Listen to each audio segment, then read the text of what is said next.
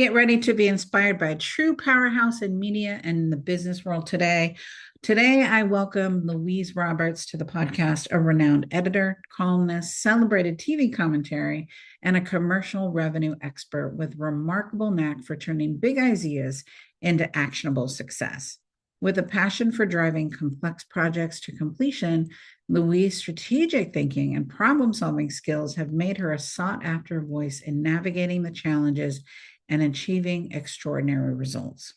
From managing high-stake stakeholder relationships to delivering exceptional outcomes, Louise has mastered the art of influence and impact. Whether she's sharing sharp insights on the hottest topics or unlocking new revenue streams, Louise is a trailblazer who knows how to make things happen and make things work. So tune in as we dive into her journey, her success strategies, and the lessons she learned along the way. You won't want to miss the opportunity to hear from this dynamic leader who's redefining what it means to thrive at the intersection of media, business, and innovation. Let's welcome Louise Roberts. Welcome to Power Your Profits podcast, your friendly guide in bringing your business revenue to the next level. Listen as host Dr. Susie Carter hears inspiring stories of success from her fellow entrepreneurs and transformational leaders. Prepare to make significant change to your strategies as they unravel the secrets of building multi-million-dollar businesses and the most effective tips on finance, marketing, and sales accountability. If you want to take your first steps towards explosive business growth, this podcast is for you. Without further ado, here is your host, Dr. Susie.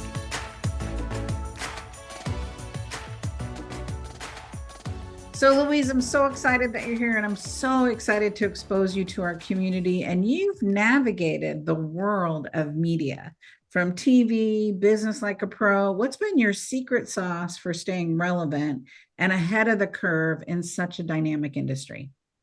Susie, thank you so much for having me on your podcast. I'm very excited to be here and to meet your audience, and of course to talk to you about my career and where I've been and where I'd like to go to in the future.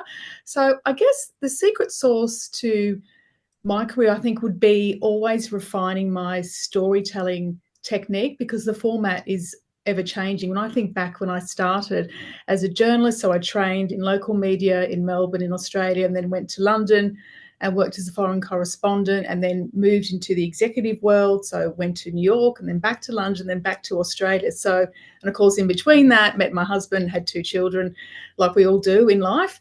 I think staying relevant and being very audience first, so knowing the audience has moved to different platforms and actually following them there and being adaptive in how we tell stories. I obviously started in print, so we would write a story and we'd publish it in a newspaper. It's very different now. It's usually video first. This is why a podcast format like this is fantastic. And you really have to think, where is the audience consuming the news and the opinion? So that's where you need to be. Don't think that you've got all the answers. Really listen to the audience, because at the end of the day, if they're not following you or watching you or reading you or listening to you, then there's no point, really, is there? No, you're right. Well, let's talk about storytelling a little bit, because I think a lot of people, one, being interviewed with media, we're not necessarily good at it, and you're a master at it. So what would you say is the foundation of really hitting it out of the park when you're being interviewed? Being authentic, being honest, being yourself. Now, that doesn't mean that you have to give away all the company secrets or everything about yourself, but being prepared is absolutely critical, because the person interviewing you, say if it was myself in this case, and you're interviewing me, for example, today, you've done your research on me. You know about me, you know what you want to ask me. So just be prepared for the curly question. Be prepared with your messaging as well. Work out the points of what you want to get across in that interview. You may not get to them, but at least have them in mind. So when there is an opportunity, you can jump in and be sort of more strategic about your messaging. Generally speaking, I'd say journalists are looking for a news angle. So be prepared for them to want to go down a hard road with the questioning. It's not just a PR machine or a bit of fluff or something designed to make you look super good, but also not designed to stitch you up or make you look bad either. Just be prepared. Research the journalist as well. Maybe build a relationship with them before the actual interview too, so it's not too awkward on the day. Yeah. So you've been at the helm of some complex projects and huge wins, not just big wins, but huge wins. Can you share what was the most challenging project that you worked on and how did you turn it into a success story?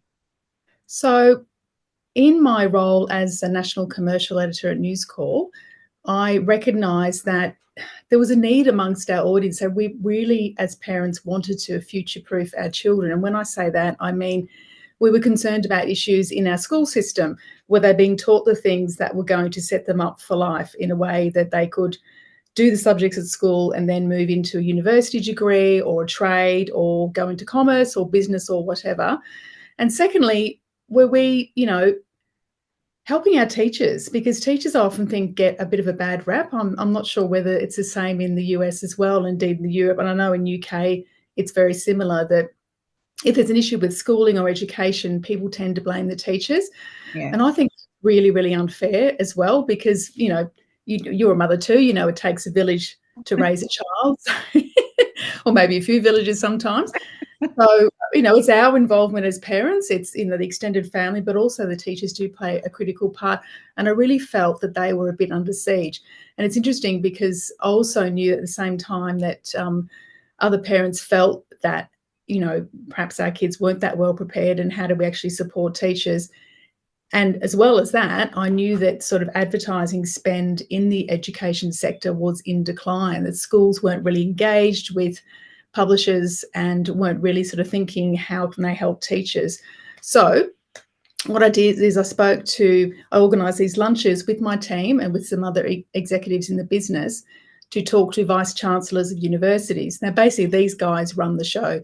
They know what's coming through the education system, and they see the end product at their. I know you call it college in the US, or we call it university here. So then they all said to me, if you really want to raise education standards in Australia, a very big ambition of mine, I thought, why not have a go? Because no one else is really operating in that space, and why not do it?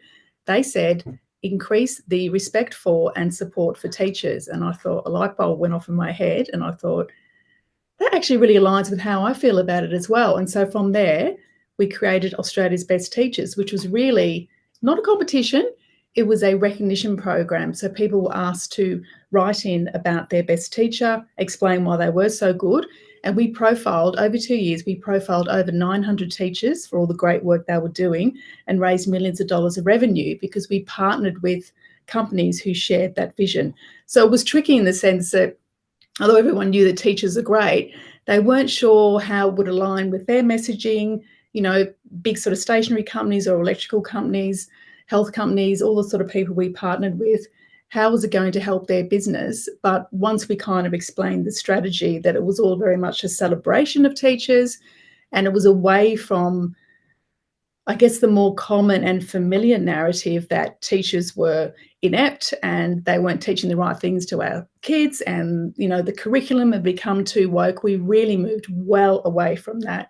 We made it very much a celebration of teachers. All these corporate companies got on board and understood it, and it was a huge success. Probably one of the most successful campaigns I think I've worked on in my career. That's exciting. Yeah, nobody teaches you how to interact with the teacher, right? You just send your kids to school and hope Right. it all works out, right? Right, as well. And look, certainly here a lot of them are not paid probably what I think they should be paid. That was probably a separate issue to our campaign, but one big success we did have as a result of advocating for teachers is that the federal education minister, a man called Jason Clare, who was very aligned with our campaign as well and sort of was interviewed and was very much part of the editorial process, he announced on the back of our campaign a $10 million campaign to recruit teachers to the workforce, which was fabulous. It had never been done in Australia before. And he said it was directly because of what we were doing to support teachers. So, of course, I was absolutely thrilled to bits that we were not only promoting teachers, we were helping their industry as well. Right. So juicy. So how do you balance being insightful, impactful, and sometimes controversial, right? When you're Yes, dealing the other thing to my bow, exactly, that's right. The other thing to my bow is You're being kind a of spicy. I know that, Louise. surprising. Yeah, it's good to get a bit of action on screen, I think. And people these days are very opinionated, and I think that to sort of tackle a hot button issue and maybe to debate something with them, I think you need to be a bit controversial, but also respectful. And that takes practice, because if you think sometimes in the general conversation of people on X or people on other sort of social media platforms, it can get a bit nasty. They can be trolling each other, and there's not really a lot of, I guess, science around what they're saying. You can tell they haven't done their research. They're very reactionary. That's something I need to be very, very careful of as a journalist and a broadcaster and a commentator and an opinion writer, because I have to be very sure of my facts. And it's my brand. It's my brand to, I guess, translate the news into sort of bite-sized chunks for people, so they then go, oh, I understand that issue now. This is my opinion on that as well. So I try and sort of empower people to have their own opinions by giving them the facts and my opinion on a topic, but respectfully. How would you coach entrepreneurs, right? So most of our clients are, running high 6-figure, 7-figure, 8-figure businesses. How do you coach them to really leverage that media? Like if you were to be a media coach with them, what does that look like? What are the things? I know you said research, but are there any hacks, tips, strategies that you can give us that they can be more prepared going into, meeting with someone? Like, you're very open, you're very approachable, but not all commentary. No, it can be quite exciting. Absolutely. And look, it's interesting because when I was a teenager, I had this great ambition to be a journalist, and I'm very fortunate that I've been able to do this as my career. It's better than working for a living sometimes, is what I say jokingly, but I've absolutely loved it. I'm so passionate still now about journalism and the news. I was told by a well-meaning family friend at the time that I was too sensitive to be a journalist. And when you're sort of a young girl, you take everything to heart. And I thought, oh, wow, is being sensitive a real handicap? Is this something that is going to impede my career? It wasn't until later in life when I realised that being sensitive and having genuine empathy for people and reading people, having quite good EQ, and I know you're someone as well that can kind of, and when we first met, I remember, people won't know this who are watching this podcast, but Susie and I kind of locked eyes across the room quite a few times and then gravitated towards each other because we could sense that we were like-minded and very sort of empathetic about issues and so forth. So I realised that sensitivity is actually a huge strength. So if you are in the corporate world and you are doing a media interview, don't feel that you have to put up this wall where you've got all the answers and you're very big and strong and, nothing affects you.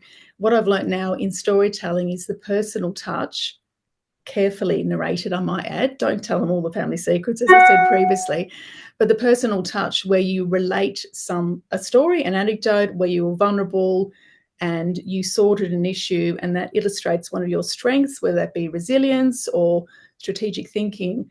That's a great way to actually showcase your brand and showcase your business as well. And you can if you practice that story, like practice it, role play at home, sort of get your husband to ask you the questions. I often get my children to ask me questions as well, because it's good to get that younger generation perspective. Just really know your own story. So if a question comes at you sideways, you're still giving the same messaging. You're listening to another episode of Power Your Profits podcast. We'll be right back after a quick word from our sponsors. Are you tired of struggling to take your business to the next level? Power Your Profits is the game-changing book you've been waiting for. Dr. Susie Carter, creator of the Predictable Success Method, reveals her proven strategies for explosive growth. From daily operations to marketing systems, this comprehensive guide empowers you to achieve predictable revenue and profit growth. Don't miss out on this invaluable wisdom. Transform your business today. Find your copy at books.poweryourprofits.com. Are you tired of pouring resources into strategies that don't work? Say hello to Dr. Susie Carter, your future fractional COO. With Dr. Susie in your corner, your business can skyrocket to 7 figures and beyond.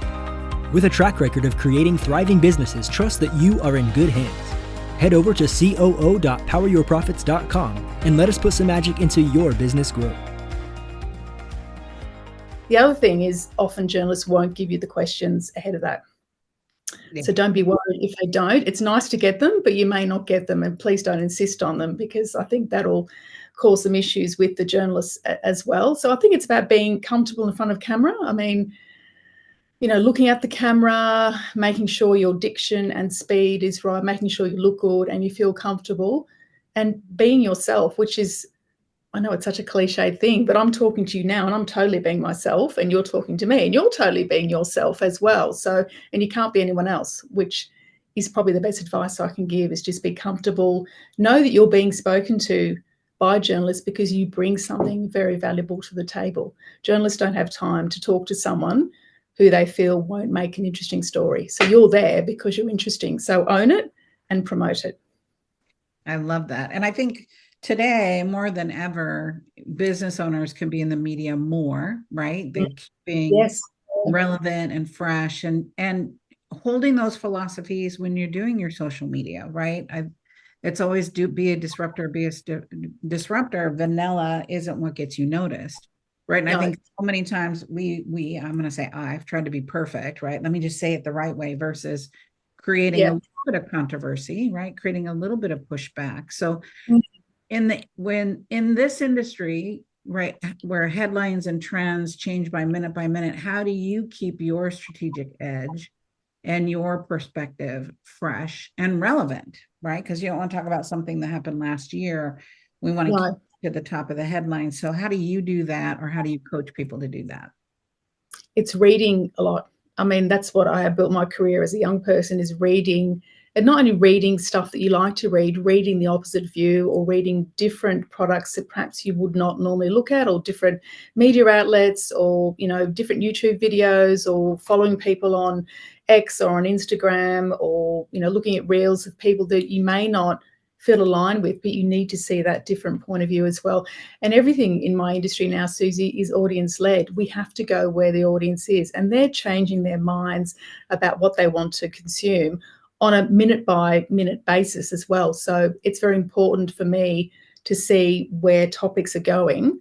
Like, for example, when I write my column each week for Sky News, I think, okay, what's the top trending topics? I'm very audience-led. I don't just suddenly pluck an idea out of thin air and think, oh, I fancy writing about knitting today. That would never happen. I'll look to see what, the fact that I don't knit anyway and I find it incredibly boring, I look to see what issues are trending on various social media platforms and the website. And I think, okay, that's what people are reading. They want to understand it. This is where I can come in and write an opinion piece and actually give them my perspective to help them form their own perspective. And look, I have to feel passionately about a topic too. So it's definitely working out where the audience is and feeling passionately about a topic, because for me, that makes a much better read for someone that I'm writing the piece for as well. And so what do you see now from a global scale, right? And a national scale for you? What are the hot topics that you're seeing that people are really hungry for right now? Yeah, I would say President Trump is the topic which Trump without a doubt. And I'm sure by the time this podcast comes out, it will still be the case, because I think his second term as a president really has had huge global ramifications. It's impacted Australia as well. We've had a good relationship with America, but there's been some issues behind the scenes, of course, as there always is. We're fighting a few sort of economic conundrums with them at the moment, which hopefully will be sorted by the time this podcast airs.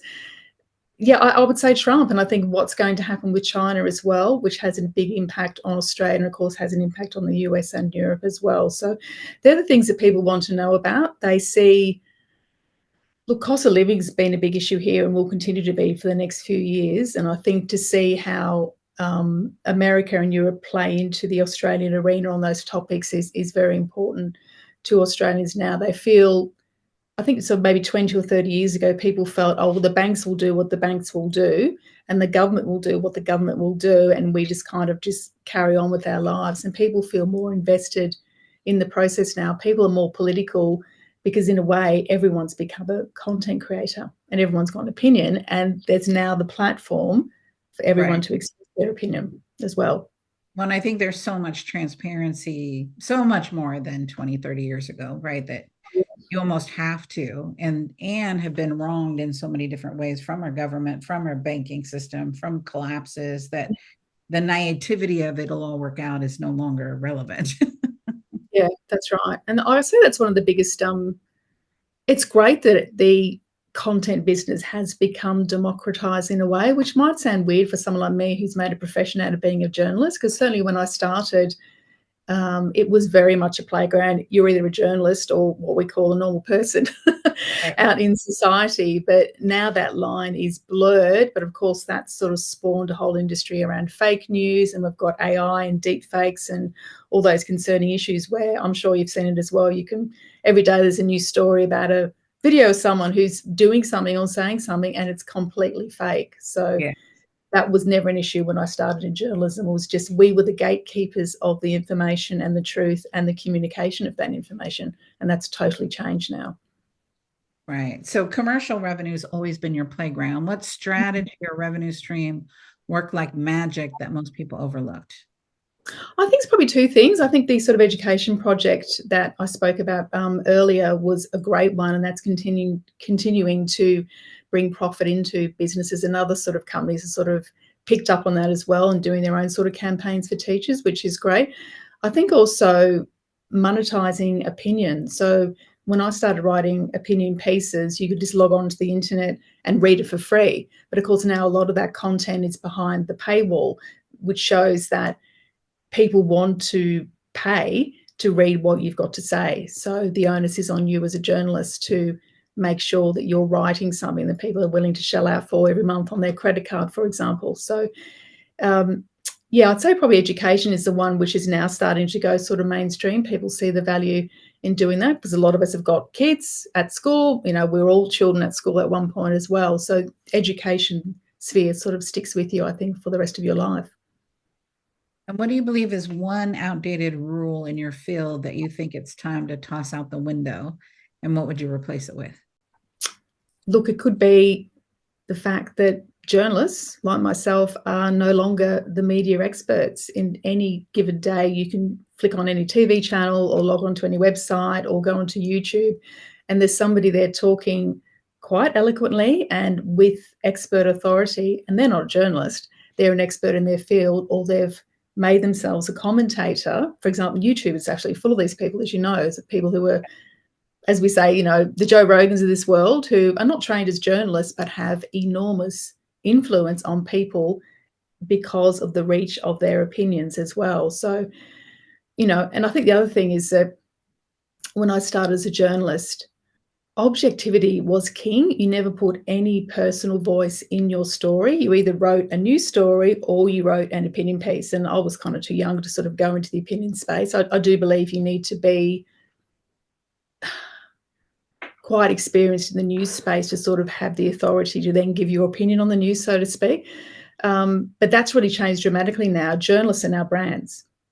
We are now profiles. So it's not enough just to write a story. You have to almost state your position on the story as well to sort of get interest in what you're writing and to attract interest from an audience as well, to see that they, again, if they will pay to read what you've written or what you've filmed or, you know, what you've posted on social media. So, and I think because I've had that sort of commercial background as well, a lot of journalists are either journalists or they're in the commercial sphere. And I've been very fortunate that I had an opportunity to sort of merge the both of them. So I can see a story from an editorial point of view, but I can also see a story from a commercial revenue point of view for a client as well. So that really does put me in a quite unique position. So I can explain to people, okay, this is your product. This is the audience you want to reach. I can help you craft the content and I can help you make yourself a brand so you can talk directly to your audience as well, which is, you know, a great value to have to businesses, because as you said, a lot of CEOs, they want to be in the media, but they're, and understandably so, either intimidated by that or feel they don't have the skills to be their best spokesperson. And at the end of the day, just like you are, Susie, you are the best spokesperson for Susie Carter, and I'm the best spokesperson for Louise Roberts, but you've got to get to a point where you feel comfortable to do that and it comes across as authentic. You're not just like a robot, you know, spouting facts and figures, which people just turn off. I mean, attention span, there is none really. People will flick off and not unfortunately. We all have the ADD, EIEIO. We all have all that. Oh, that's right. Yeah. So if you had to distill your career in one unforgettable piece of advice for aspiring leaders in media and business, what would it be and why?